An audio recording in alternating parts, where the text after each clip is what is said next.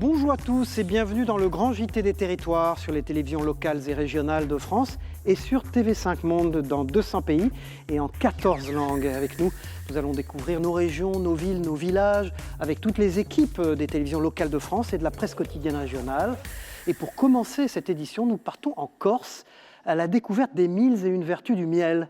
Et oui, la Corse offre une végétation riche et l'apiculture est une production ancrée dans les traditions de l'île depuis toujours.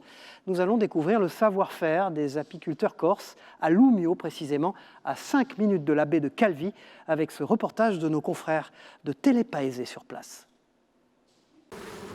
On est d'abord éleveur d'abeilles, donc tout le travail sur les ruches, de les suivre tout au long de l'année, l'entretien du matériel, voir qu'elles vont bien. Et puis après, quand tout est bon, la récolte, l'extraction du miel, tout ce travail-là. Qu'est-ce qui fait un bon miel? À partir du moment où vous respectez le travail de l'abeille, il n'y a pas de raison. Elles vont vous donner un bon miel, ça va dépendre des goûts. Si on fait goûter du miel de maquis d'automne avec l'arbousier qui est de l'amertume, la plupart des gens qui ne connaissent pas ça, qui ont l'habitude des miels plutôt doux, quand on leur fait goûter le maquis d'automne, ils ont une réaction quand même assez particulière. Ils ne vont pas dire que c'est un bon miel, alors que d'autres personnes vont se régaler avec ça. Comment vous choisissez l'endroit pour poser vos ruches? On va regarder l'environnement, on va regarder si la végétation, qu'est-ce qui peut être intéressant et on va se poser. Nous, on a la chance d'avoir, sur tous les terrains, d'avoir de l'eau déjà, rien que ça. Donc, comme on est en rucher fixe, déjà pendant l'été, elles ont toujours de l'eau. C'est déjà important. La production de miel en Corse commence à être menacée. Pourquoi? Ça fait un moment où on voit la production baisser.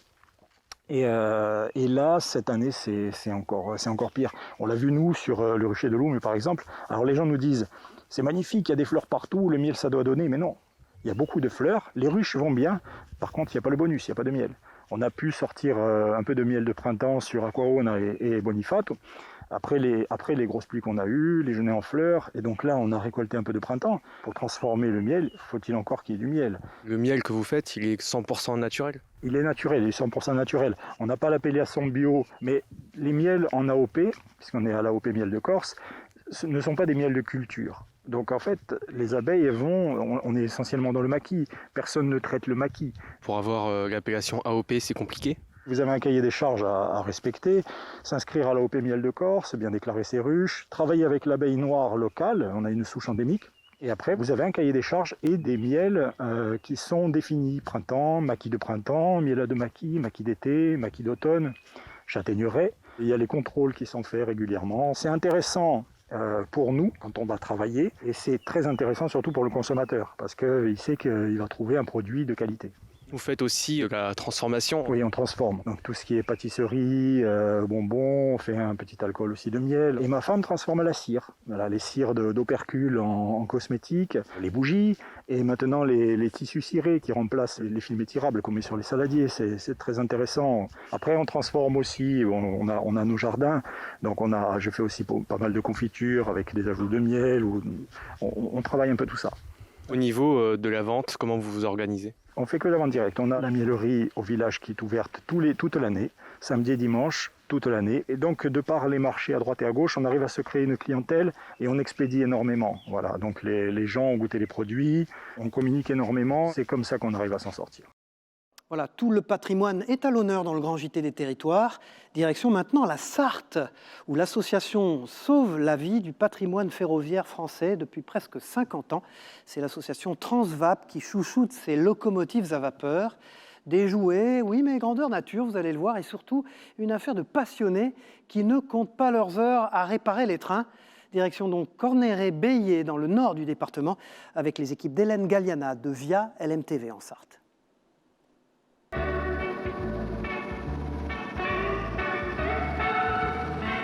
C'est une histoire de passionnés. Depuis 1970, à la Transvap, on restaure, on bichonne et on conduit des trains historiques. Pendant la période estivale, c'est-à-dire juillet-août, on circule en régulier, comme on appelle ici, c'est-à-dire tous les mercredis, 11h30, on a un train qui monte jusqu'à Tuffet-Plando et qui revient vers 17h à Bélier, ce qui permet aux familles de pouvoir profiter des tables de pique-nique ou du restaurant, ainsi que du plan d'eau qui se trouve à proximité de l'arrêt. Un patrimoine ferroviaire riche, entretenu par les quelques 80 adhérents de l'association. datent des années 40, 40-50, qui étaient des trains qui circulaient en Suisse, qu'on a récupérés il y a quelques années pour justement transporter les voyageurs à l'aide de nos deux machines à vapeur. Et Transvap, c'est aussi pour certains une histoire de famille. Chez les Rossignols, il y a d'abord Gilbert, le père, Johan, le fils, et Nicolas, l'autre fils. Ici, les locomotives, c'est une affaire de famille. L'histoire a commencé il y a 42 ans, au tout début. Et ben voilà, j'y suis encore. Et depuis, ils sont venus se greffer donc, mes deux enfants, la mère ou la maman dès le départ, et puis maintenant les belles-filles et les petits-enfants qui viennent. Je suis venu pour la première fois à la Transvap, j'avais quelques semaines ou quelques mois à peine. Et puis depuis, on n'a pas arrêté, j'ai pas arrêté de venir. Plus avec Yuan, la chance qu'on a, c'est qu'on a réussi à en faire notre métier.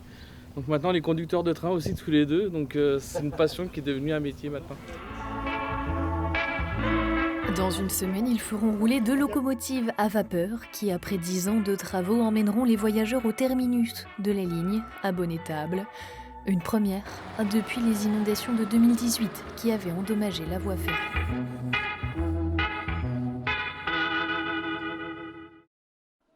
Vous avez peut-être déjà rêvé de dormir dans un box de cheval, entièrement rénové bien sûr. Direction le site des 11 écluses à Aidé-Bazouges, la découverte des chambres d'hôtes îles flottantes. Ce sont les équipes de TVRN qui se sont rendues sur place. Regardez.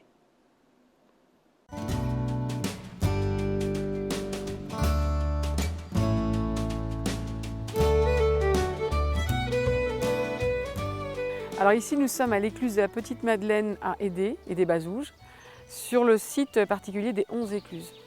Ici, nous proposons en premier lieu des hébergements, donc principalement à bord de bateaux qui sont derrière moi. Ils sont tous les trois effectivement très différents, ces bateaux. Donc, il y a un premier bateau, un voilier hollandais de type Grundel qui a beaucoup de charme. On peut être à 2 ou à 3 personnes. Et puis après, on a un bateau un peu plus récent, plus moderne, mais avec un look 70s qui est pour plutôt une famille, voilà, qui décide de faire étape sur le canal à vélo par exemple. Puis un troisième bateau, le dernier, qui est tout cabané, un bateau de Loire à fond plat, un bateau en bois. Souvent, c'est un bateau que les gens apprécient pour le côté bois un peu ancien, hein, c'est vraiment un bateau traditionnel.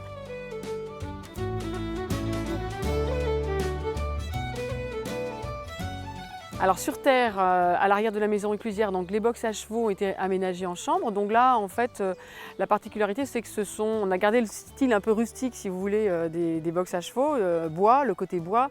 On a isolé, bien sûr, tout ça. Et là, ce sont des chambres qui donnent sur le jardin, donc qui sont très prisées par les cyclistes, par les personnes qui font le canal à vélo. Et puis, en face de ces box, on a un petit voilier qui a un bateau bois aussi, mais qui a fini sa vie en mer, hein, pour les gens qui ont envie d'être dans cette ambiance bateau, mais en étant sur terre. En plus de s'arrêter chez nous pour dormir, on peut aussi louer des vélos et puis on peut louer des bateaux, des petits bateaux sans permis pour la balade sur le canal. Et puis on peut aussi, à la demande, faire une balade en gyropode avec un partenaire, Bretagne Gyropode, qui propose des petites balades très ludiques sur le canal, faciles pour toute la famille aussi. On essaie de donner un petit peu l'impression d'être ailleurs et surtout de larguer vraiment les amarres avec le quotidien. C'est ça l'objectif. Un petit crochet maintenant vers le sommet des Alpes dans ce grand JT des territoires. Cette année, la plus vieille remontée mécanique de France, toujours en activité, fête ses 90 ans. Il s'agit du téléphérique du Brévent et avec son petit frère de Plan-Praz, ils se sont inscrits comme des précurseurs dans la vallée et plus généralement dans les Alpes, anticipant l'attrait des touristes pour les sports d'hiver de l'époque. Emmanuel Jaude, pour 8 Mont-Blanc, nous refait visiter cet endroit. Regardez. Depuis près d'un siècle, les téléphériques de Plan-Praz et du Brévent permettent aux touristes comme aux adeptes de la montagne de gagner facilement les sommets.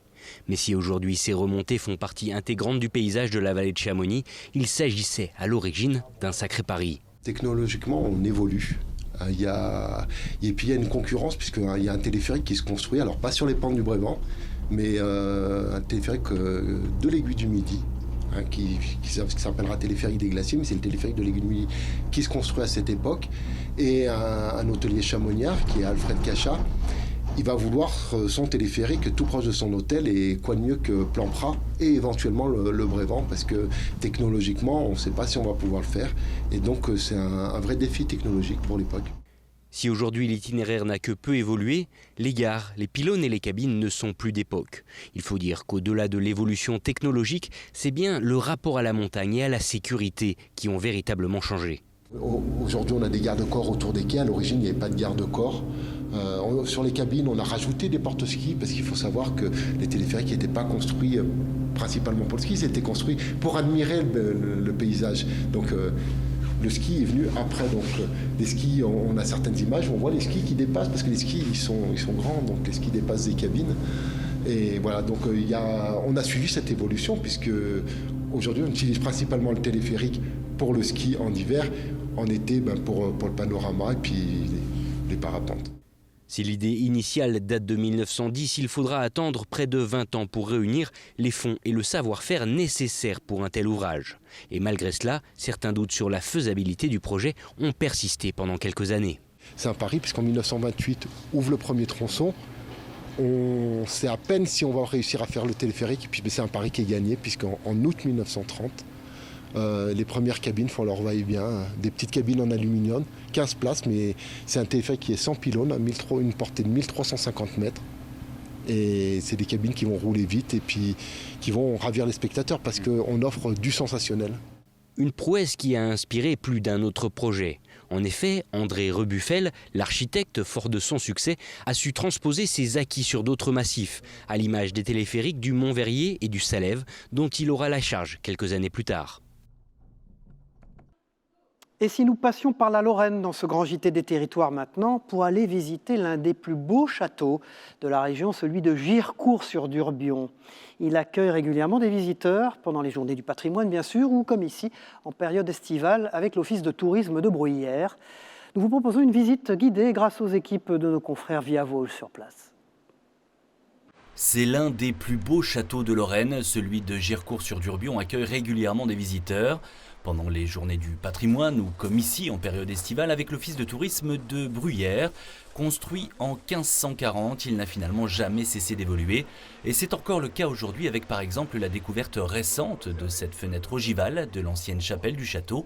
Au fil des ans, les visites diffèrent donc et c'est pour cette raison que certains curieux viennent et reviennent sans jamais se lasser.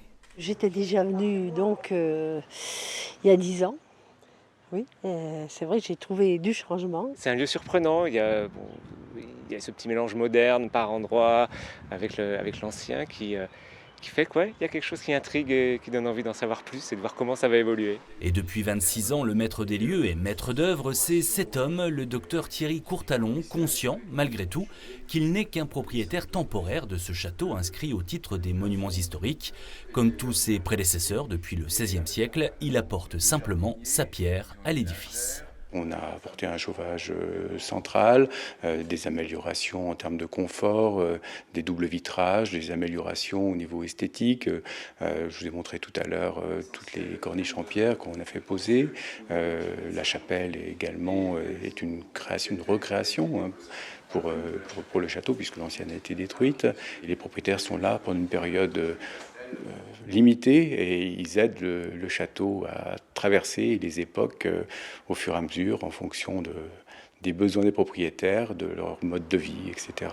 Un château que vous pouvez donc visiter avec l'office de tourisme de Bruyères dont le programme estival est particulièrement varié.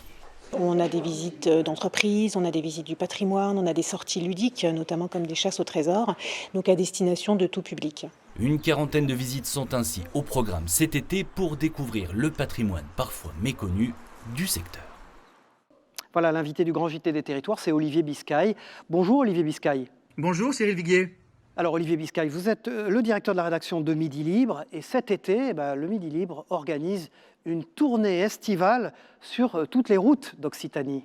Oui, c'est une première, Cyril. Ça s'appelle Sur la route avec Midi Libre et ce sont 40 étapes que nous allons organiser du 6 juillet au 28 août sur l'ensemble de notre territoire. L'idée est simple, favoriser les échanges, aller à la rencontre des habitants et valoriser surtout les territoires, les identités, puisque vous l'avez compris, ici à Midi Libre, on aime mettre en avant les atouts de notre belle région.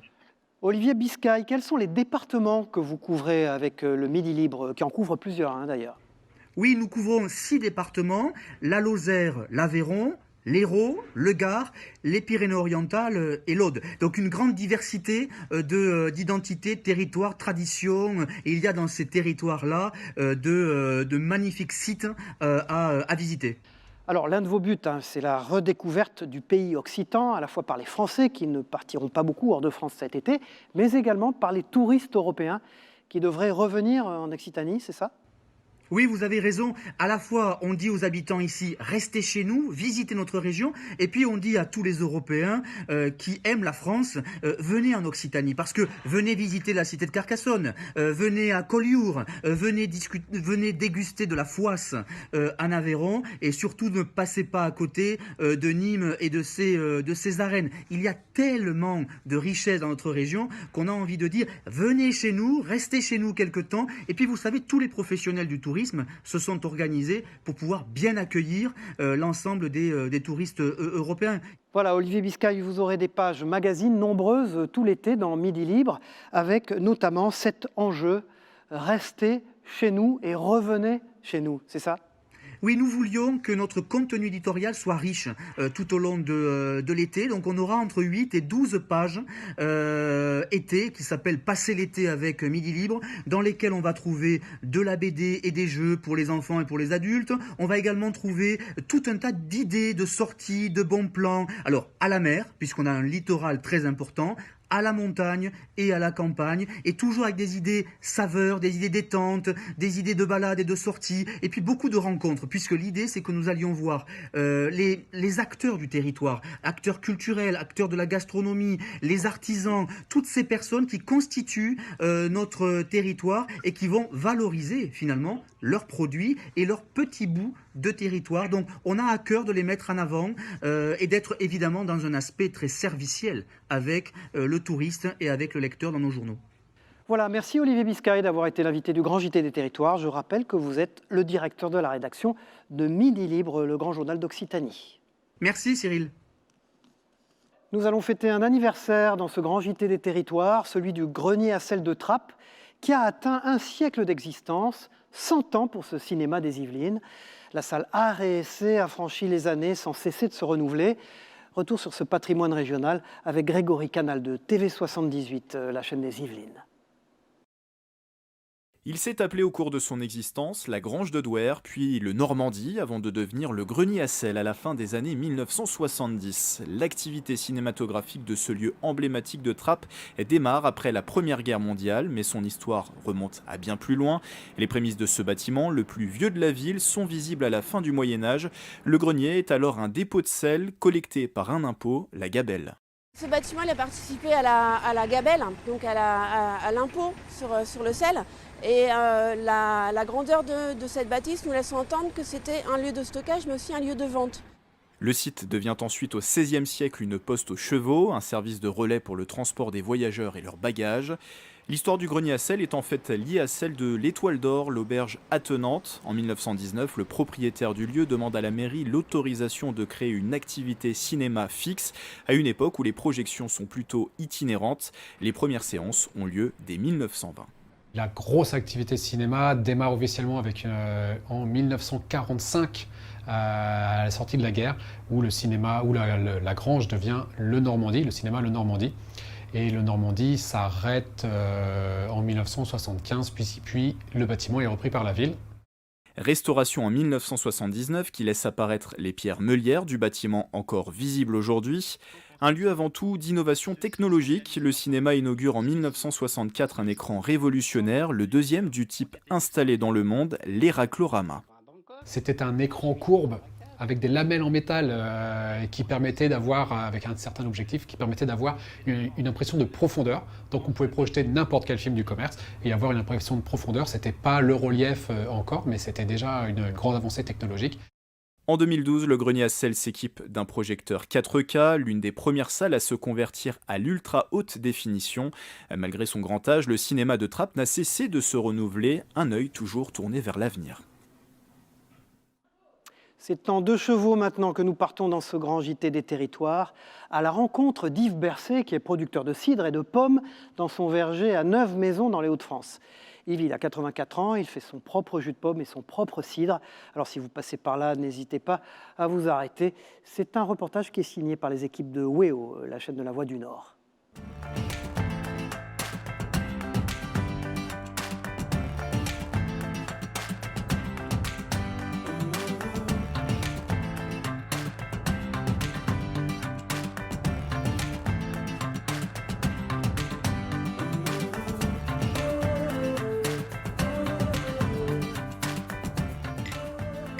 À la tienne, Yves. À toi, votre Max. santé, vous tout le monde, vous deux. Alors tout le monde regarde ma tête en me disant qu'est-ce qu'elle va faire? C'est bon, c'est pas bon? C'est délicieux. Ah oui, elle est contente, elle est contente. Bah oui, c'est super bon. C'est super bon. Donc ah en ouais. fait, ici, Yves, tu fais ton jus de pomme Je fais mon jus de pomme, je fais mon cidre, et puis 3 sortes de cidre. Il y en a 3 pour, sortes il y en a de pour cidre, tous les goûts. 4 sortes de jus de pomme. 4 aromatisés. D'accord. J'en ai pour tous les goûts. Non, voilà, comme ça tout le monde est heureux dès qu'on Tout passe le monde la est porte content. ici. Voilà. Enfin la porte. Hein, c'est plutôt Ouais. tes hectares ici. T'as combien d'hectares? J'ai 6 hectares de pommiers à cidre, c'est-à-dire pour faire uniquement des variétés pour faire du cidre D'accord. et du jus de pomme. Ok. Et alors, faut que tu nous dises, t'as toujours fait ça ou pas? Oui et non. Moi j'ai commencé le cidre alors que mon père en faisait déjà. Ouais. Hein, j'étais sur une ferme, j'ai pris la succession de mon père. Comme il faisait du cidre, moi j'ai également fait du cidre. Et à la retraite, j'ai arrêté les vaches, j'ai remis la ferme, mais j'ai planté 6 hectares de pommiers. Voilà, en fait, Yves il s'est dit, je vais m'ennuyer à la retraite. Voilà, alors, un je vais deuxième faire métier, voilà, une deuxième profession. Je vais planter des pommiers et voilà. Et là, on est. On est sur plein les de pommiers cœur, qui ont voilà, été c'est plantés ça. il y a 25 ans. Vous voyez, Ils sont beaux. ils sont adultes, ils sont en plein soleil, il y a quelques pommes dessus quand même. Ouais, j'en ai vu Oui, quelques-unes. oui. Et il y a un an, j'ai ouvert un point de vente automatique. Donc Ouais, c'est ça, t'arrêtes pas. Et au moins, tu fais travailler aussi les gens les d'ici. producteurs des alentours C'est en ça. produits de terroir. Circuit court, nous on aime bien le circuit court sur ce WEO. qu'on appelle ça le circuit court aujourd'hui. C'est bien. Oui. En tout cas, moi je trouve que finir les vacances comme ça, avec un petit verre de jus de pomme ou de cidre, c'est top. Mais hein. les vacances sont pas finies, ça commence seulement. Mais oui, c'est ça. Mais de toute façon, tu as raison, Yves. On peut faire au démarrage, pendant, après, Et tout voilà, le temps. tout à fait. Et de toute façon, Tout il à est fait. toujours ouvert, Yves. Oui. On peut toujours venir. Eh oui, c'est toujours ouvert. Et ça se boit à toute heure, ça se boit dans toutes les circonstances. Et ben moi, je vais repartir avec ma bouteille. Et Mais puis comme bien ça, je sûr. pourrai boire toutes les demi-heures. Et on boit ça avec la tarte au maroilles, la fameuse flamiche de tirage. Et le maroilles, bien entendu. Et ben on aura tout et on reviendra pour une dégustation un de ces jours, en tirage. Bien Ok, sûr. Yves? J'espère bien. J'espère bien. Voilà, et si vous restez dans les Hauts-de-France, faites un crochet par la baie d'Auty, située dans le Pas-de-Calais. La baie s'offre aux amoureux de randonnée et de grands espaces.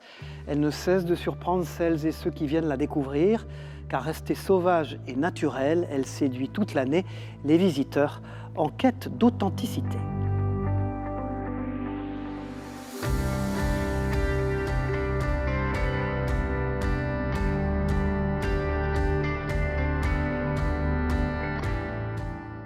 Direction la Loire à présent, dans le Grand JT des territoires. La découverte d'un village classé parmi les plus fleuris de France, Saint-Médard-en-Forêt, connu pour son calme et sa verdure. Et pour en parler, qui mieux que nos confrères de TL7 sur place, qui ont donné la parole aux enfants du village. Regardez. Le village, c'est lui. Au fond, regardez. Féru. Son histoire. Son église. Les baptêmes. Les communions. Les enterrements. Les mariages. J'aime bien, c'est rigolo. Je connais ce passage. Cette dame, celle-ci, encore cela, la brise, notre épicerie,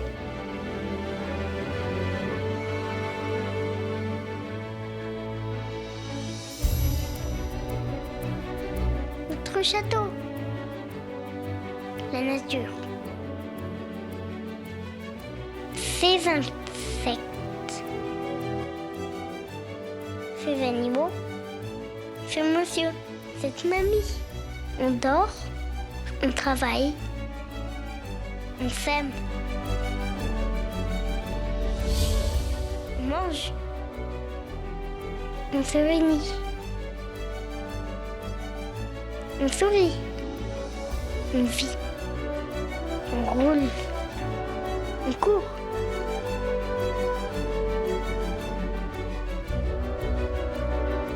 On regarde. On rencontre.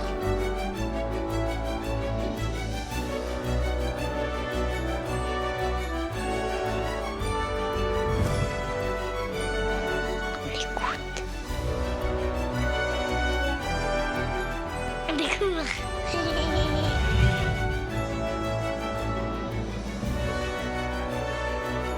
Ça, c'est mon village. C'est Saint-Médard-en-Forêt. Voilà, merci d'avoir suivi cette édition du Grand JT des Territoires sur la TNT locale et régionale et sur TV5 Monde. On se retrouve bien sûr pour une nouvelle édition dans quelques jours. Merci à tous, au revoir et bon courage.